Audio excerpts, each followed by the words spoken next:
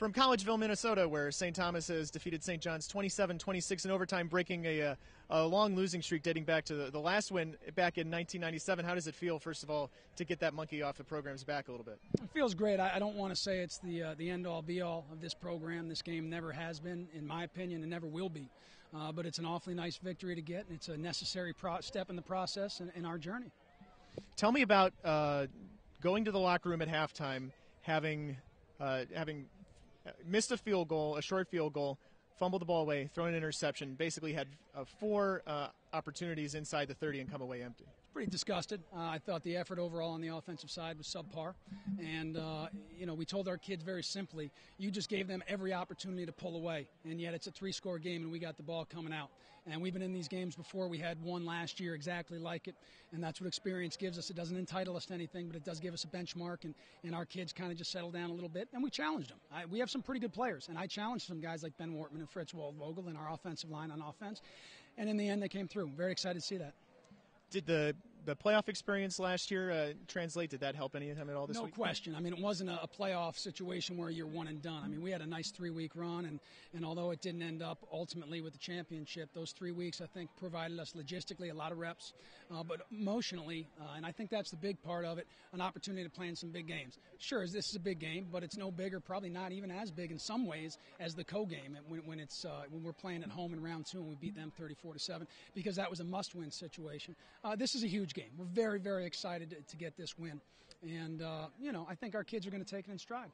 As an offensive guy especially, what was it like having Ben Wortman back and seemingly full strength today? I'd say full strength, but not full speed. Okay. Or cutability, even though I don't think that's a word. But, he was a little rusty in the first half, as you saw. And I think that he needed to knock that rust off, so to speak. We would have wished that we could have played him last week to knock it off so we didn't have to waste a half here.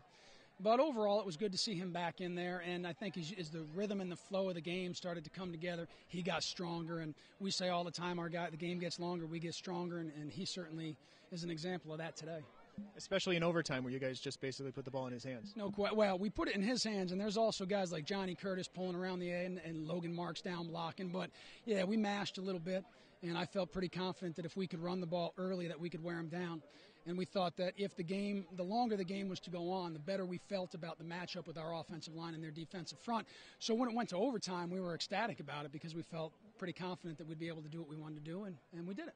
Let's talk about the end game a little bit. You guys miss an extra point, then come up with a big interception, get the ball first, score first in overtime, and then watch as they miss an extra point. Yeah, it's not conventional, nor is it how we drew it up. But as coaches, you got to kind of take what comes to you. I felt entirely comfortable with lining up for that PAT, and obviously we missed it. But I also felt entirely comfortable as they were driving down the field. Our defense is very good. We give up yards, but we don't give up many points. Today was maybe a little more than usual. But I thought at the most we would have a field goal attempt. And we also thought they were being a little bit too liberal with the football. And when the opportunity arose, our guys made a play on it and helped us win. Tell me about Dakota Tracy as a guy who's matured for you guys in this position, but it seemed like once again it was his legs as much as, if not more than his arm this afternoon. It was neither. It was his heart. He was a 5'10" kid that plays with the heart of a giant. And sure, he ran the ball well, but we win some games because of arms and legs, but the University of St. Thomas program wins a lot more games because of their minds and their hearts, and that's what Dakota is. And that's why I'm very excited to have him as the leader of our offense. How do you keep the kids focused? There's a lot of regular season left for you guys, and Bethel's still undefeated too.